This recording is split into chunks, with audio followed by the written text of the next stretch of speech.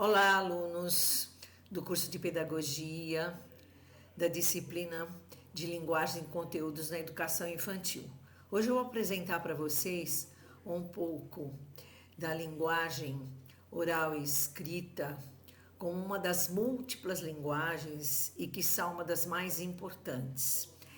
Eu vou estar iniciando com um tópico, um artigo 9º das Diretrizes Curriculares Nacionais para a Educação Infantil, que é a Resolução 5 de 2009, que diz o seguinte no seu artigo 9º: as práticas pedagógicas que compõem a proposta curricular da educação infantil devem ter como eixos norteadores as interações e a brincadeira, garantindo experiências que, vamos ao inciso 3, possibilitem às crianças experiências de narrativas, de apreciação e interação com a linguagem oral e escrita e convívio com diferentes suportes e gêneros textuais orais e escritos.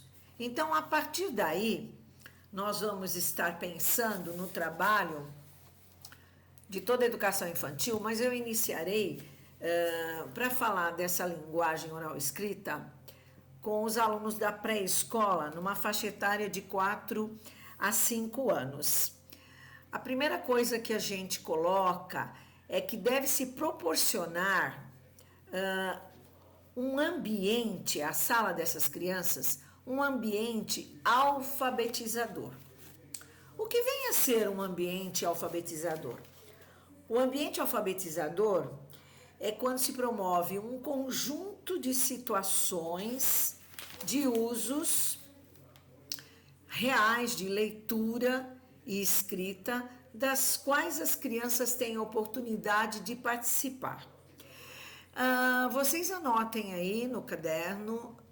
Eu vou dar a seguir uma lista de sugestões para a organização desse ambiente.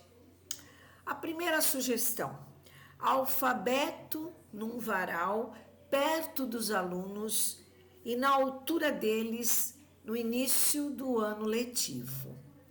Algum de vocês já deve estar trabalhando com a educação infantil e já deve mesmo ter lembrança dos tempos de alunos dos anos da pré-escola, dos anos iniciais, principalmente na alfabetização, no primeiro ano, que os professores utilizavam o varal.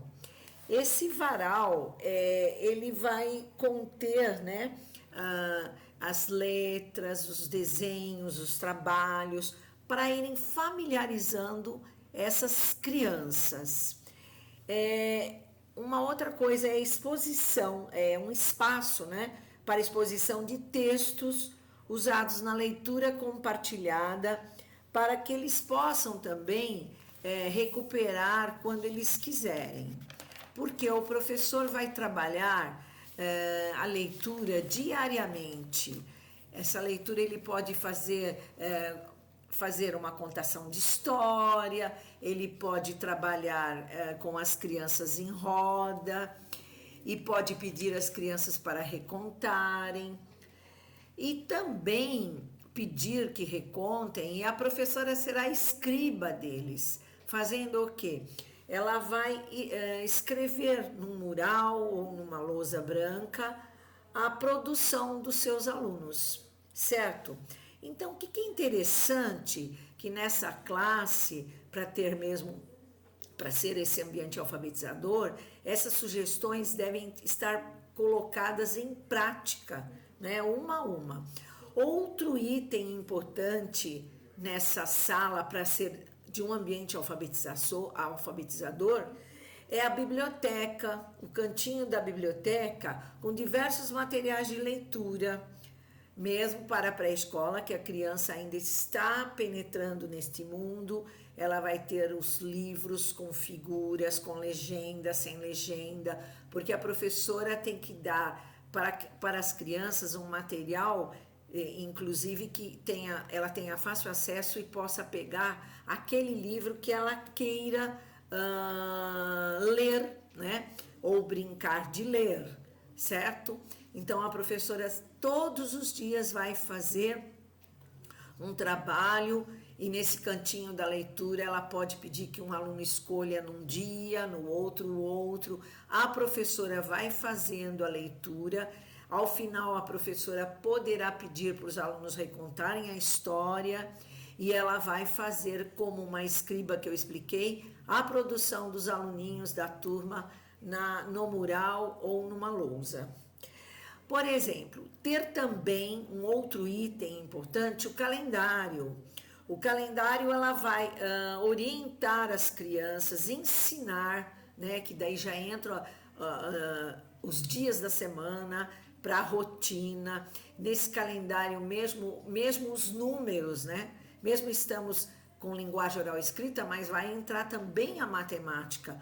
Por isso que essas ideias são interdisciplinares. Uma disciplina vai articulando com a outra.